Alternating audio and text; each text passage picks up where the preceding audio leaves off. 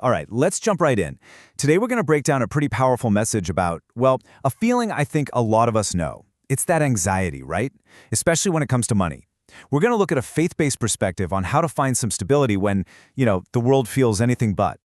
I mean, it's no secret we're living in some pretty uncertain times, economically speaking. There's this feeling of pressure everywhere, right?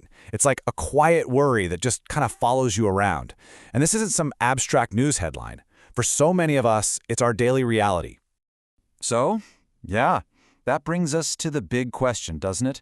When you're at the grocery store or filling up your car or just staring at your bills and you see everything going up, up, up, everything except your peace of mind, what do? I mean, where are you supposed to find peace in all of that?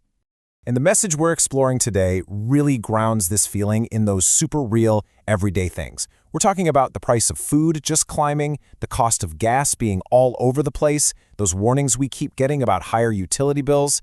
It all just creates this constant low-level hum of stress that's just so hard to shake. Okay, so in response to all that fear, this message offers something radically different. It's not about a new budget plan or a better investment strategy. No, it's about a complete shift in your foundation, moving away from a focus on profit and onto a reliance on a promise. And this quote right here, this is really the core of the whole thing. It goes directly against that survival instinct we all have, right? That instinct to just grab and hold on. The text is basically saying the real answer to financial fear isn't actually more money. It's a deep-down trust and a presence that doesn't fluctuate when the stock market does. So this really lays out the two mindsets, the two paths you can take. On one side, you've got this life driven by the love of money, and that road is paved with fear, a sense of scarcity, and just constant instability.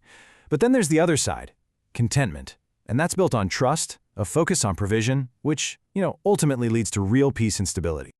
Okay, so that's the theory. But how does this actually work in real life? Well, to make this whole principle really hit home, the message uses this incredible, dramatic story from the Bible as an analogy for the kind of trials we face. And yeah, it involves a literal furnace. So, the story is about these three guys, Shadrach, Meshach, and Abednego. And they're given a really stark choice. Bow down to a golden idol and compromise everything they believe in, or get thrown into a blazing furnace. They choose the furnace. They trust that their God can save them, but, and this is the key part, they make it super clear that even if he doesn't, they're still not going to bow.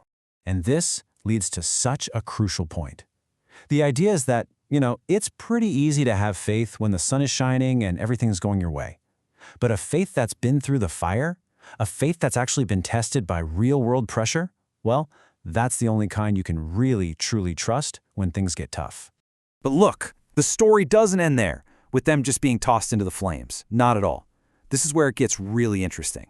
This is the turning point, the moment that unlocks the whole meaning of the analogy.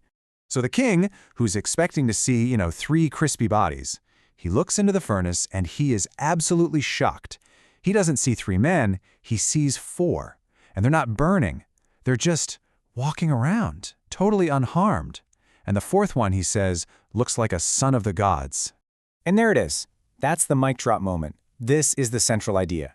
The promise isn't that you'll get to skip the fire altogether, that you'll avoid the financial stress or the tough times. No, the promise, according to this message, is that you won't be in the fire alone. The deliverance happens right there, in the middle of it all.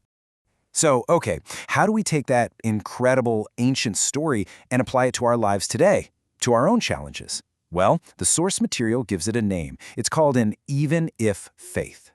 And this quote just perfectly captures what that means. It's basically saying, hey, I believe God is powerful enough to fix this, but even if this road stays rocky for a while longer, I'm still going to trust him. See? It's a faith that isn't dependent on getting the perfect outcome. It's a trust that just holds on, whether the problem gets solved today or not. It completely takes the power away from your circumstances. So here's the bottom line. This even-if faith, it's a faith with really deep roots. It's not about pretending the fire isn't hot or that the problems aren't real, not at all. It's about having a foundation so deep and so solid that when the storms of life are raging, you don't get knocked over. You stay steady. It's about having a kind of peace that the world just can't give you, and, as the message says, a peace the world can't take away. And that really leaves us with a final big idea to chew on. This whole message challenges us to completely reframe how we see our struggles. So instead of our first question always being, how do I get out of this? It prompts us to ask a different question. Who is with me in this? What if the whole point of the trial isn't just to get through it, but to discover who's walking with you right there in the fire?